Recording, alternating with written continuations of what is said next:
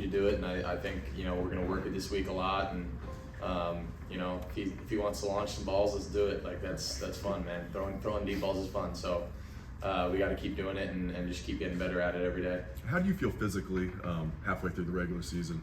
Good, really good. I feel solid. I think this bye week was good to kind of get our bodies back a little bit and recover a little bit. And now we got a nice little 6-7 game stretch that we're going to go on here.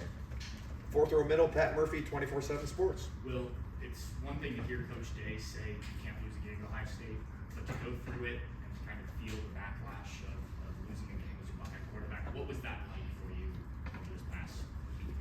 Yeah, it makes it real for sure, because you can say it as much as you want, but until it happens, you feel it a little more. And we talked about we wanted to flush that game, but we're not going to forget about it, and it's going to be in the back of our head. And we're going to use it, and I feel like this is kind of the point of the season where I'm almost glad it happened now and not at the end of the season, to where some of those issues that may have gotten swept under the rug, if we win that game, they have to get addressed, and we're really working at cleaning up every little thing that we can, and I want to be able to look back and say this is the reason that we went on a run and won a national championship, and not the other way around. And I think we're trying to use this in the best way as a stepping stone, and everything is still in front of us. And I think it just if nothing else, gives us a little more extra motivation, because now we know what it feels like to lose a game and to walk off the field and have that feeling. And I can guarantee you none of us want to feel that again. Over here to the right, Adam King, WBNS. When you look back at the game film, loud environment, obviously there's a couple plays you'd like back, but how do you overall assess how you played against what is now the #1 team in the country? I think personally, I played solid. But the end of the day, like I'm not going to be satisfied with anything if we don't come out with a win.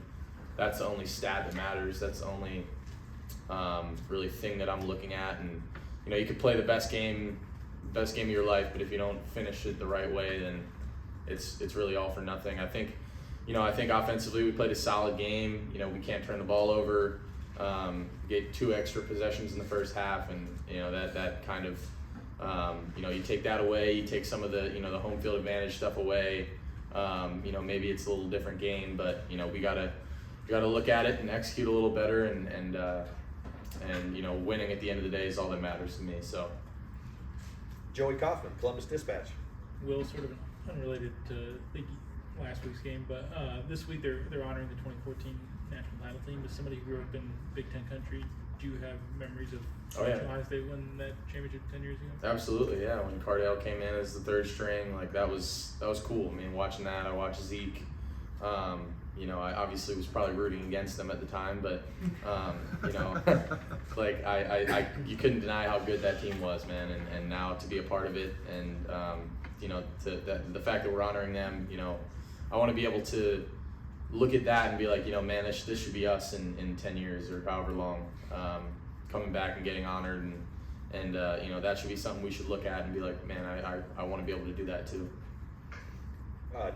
Tim May, Letterman Row. Yeah, well, I don't know if you've ever had one of those dreams that never ends, you know what I mean? It just keeps going and you don't quite get there. Did that last 6 seconds of that game, what have you just replayed in your mind over and over of what could have been a little bit different? Or, there was a lot to process there, what I mean? Yeah, believe me, I've played it over in my head a million different times, and what I could have done. Could I have just taken the first read and thrown it to Brandon Innes, and it's a long field goal. Do I do that? But that's taking a risk, and I wanted to get our goal. We said we wanted 15 yards, so I'm trying to get as many yards as I can. And I looked up and I saw 2 seconds left, and I got down. I thought I had enough time. Do I look up a little early? Do I get down a little quicker? Believe me, like it's been nagging at me, and I'm kicking myself in every way, but at the same time you can't let it affect the future at all. You just got to learn from it and know that if we're in that situation again, we're gonna handle it differently. You probably were never in that situation before, so you don't want to follow up. But now you have that in your catalog, yeah. right? It's just amazing once you think you've seen it all, you haven't, right? Yeah, exactly. I mean, the amount of football I've played, you know, a situation like that, or like the 12-man thing like that, Yeah. all that stuff was kind of the first time we've seen that. And, you know, it's the game of football is cool, man, because there's a lot of different things that goes into it. And, you know, now, you know, we have a situation like that again. You know, it's not gonna happen like that. Fourth row right, Andy Backstrom, Letterman row. Yeah, Will, Zen had to step up big time at Oregon. Just what have you seen from him over the last week and in that game even, and kind of rising to the occasion? I think he did a hell of a job, man. He stepped in, and, you know, obviously Jimmy was having a really good year. Really tough to see that for him. You know, but Zen, I think, did a really good job. And, you know, coming in a game like that on the road in that environment, like he handled it really well.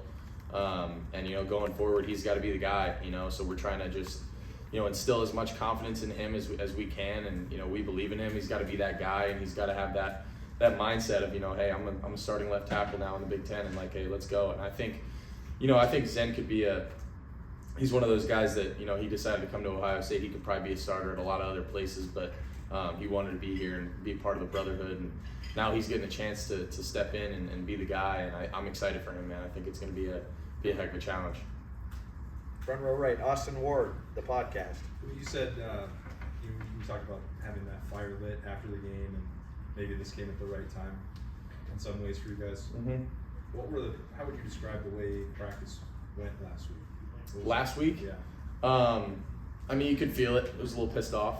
You know, I think obviously with the bye week being after, you know, that game, you know, we're trying to be smart, and, you know, some of the ones we're taking some reps off, but, you know, I think overall the mindset was just kind of like, we can't let that happen again, you know, and more of a motivated, kind of pissed off, ticked off mentality. And I think, you know, it starts from the top. I think, you know, the coaches definitely brought it a little more last week, and I mean, not that they weren't, but like, man, I mean, you kind of realize, you're like, it's, man, you know, you're human, and things happen, and you know, and we didn't want to have to learn in this way, but, you know, we can't change the past, and it happened, man. So like, we gotta bounce back from it and use it for good now. And, you know, there's no way to go back and change the game. All we got to do is look forward and, you know, run the table, win out, and see him again in Indy, and that's, you know, that's all we can hope for. Bill Rabinowitz, Columbus Dispatch. You probably watched that last play, probably seen the, Mm-hmm. you know, screenshot even. Is it it looked like you were down with 1 second to go. Is that your? I thought I was. Yeah. Yeah, I thought I was down with 1 second, but you know, they didn't feel like clearing the field of all the kids that were already on it. So, you know, it's tough, but we always talk about leaving no doubt. So, you know, I probably should have gotten down even quicker to make sure that we didn't leave any doubt there. Rob Aller, Columbus Dispatch. You talked about maybe home field advantage factored in. You played in a lot of tough environments. I'm just curious where Alson ranked. It was up there, man. I'm not gonna lie. They brought it. It was. I was saying before the game, it was pretty similar to K-State, like just the feel. You know, for me, like, I thought it was a smaller stadium, but it got loud. I don't know what it was about the shape of the stadium, but it got very loud on the field, especially down there at the end. I think the fact that it was a really good game the whole time kind of kept them in it. And credit to them, man. They had a good atmosphere. It was a tough place to play. I think, you know, you take some of that stuff out of the picture. You know, being at a neutral site, or if we were at home, you know, maybe it's a different outcome. But yeah, I was impressed. I'm not gonna lie. It was a loud place to play. You said you haven't really unleashed the deep ball, at least maybe in practice. That hasn't been a focus. Is there a reason why? Do you think it's just you want to get the basics in and then work from there? Or? Yeah. No, I know. I don't think it's anything in particular. I think, you know, part of it is, you know, it's not that we haven't worked on it in practice. We worked on it in practice a ton. It's just we haven't really shown it, I don't think, in the game a ton. You know, I think part of it is that we got some dudes on the outside that can fly, and people are worried about that, and they stay up over the top of us. And so then you can take some stuff underneath. And I think other than that, like, you know, I think some of it, like, we didn't really need until, you know, maybe a little later. You know, now we're getting into conference play, and you know, we want to be able to push the ball down the field in a lot of different ways. And you know, I think we're just going to continue to get better at it, and it's not something that we're like super up in arms about or worried about. You know, we just need to keep grinding on it and you know, and take it one play at a time. Bill Landis, Kings of the North.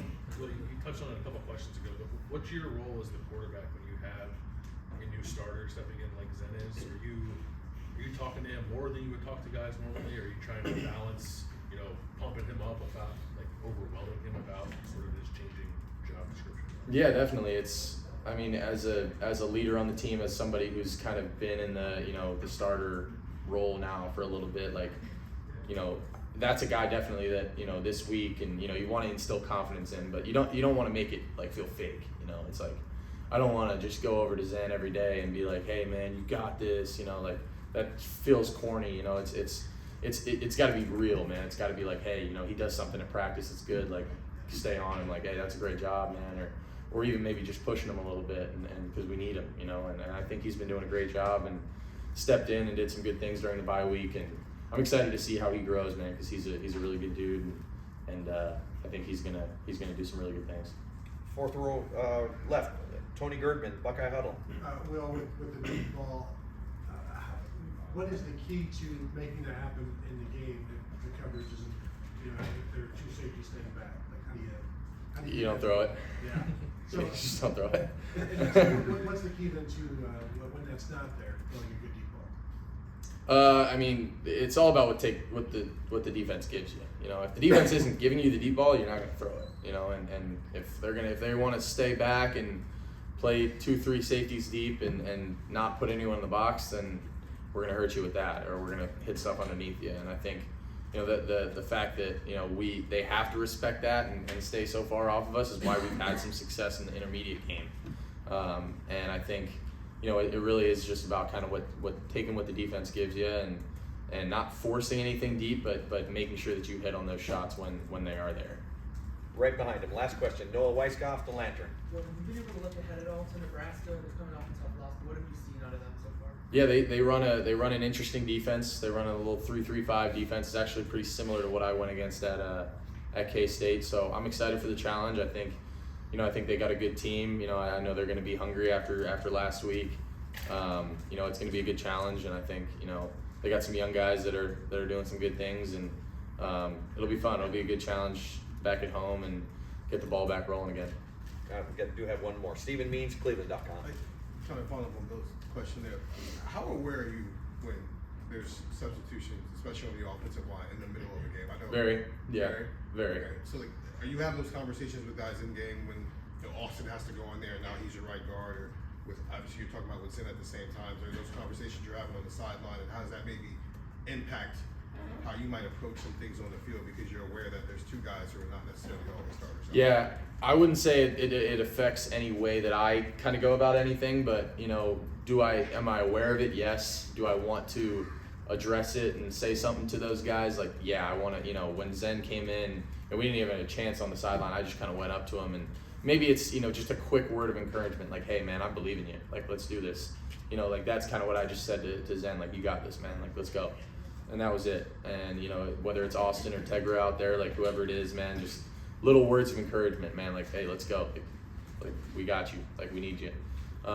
You know, maybe something quick on the sideline, going over, just reassuring those guys. It's a little quicker in game. You're not really thinking about it as much, but, you know, just little things to kind of keep those guys going. Is it that different than maybe how you would handle it when you know a guy's, like when Austin stepped in for Donovan? That's a different conversation. Yeah. Versus very quickly in a game. Definitely, it's a different conversation, but at the same time, it's, you know, you always want to be ready. You always say you want to be ready to play, you know, but you may treat that one a little differently and just spend a little more time with someone if they, you know, weren't really preparing to be in. Great. Will, thank you very much. Thank you Thank you, guys. Will. Go Bucks. Thanks, Will.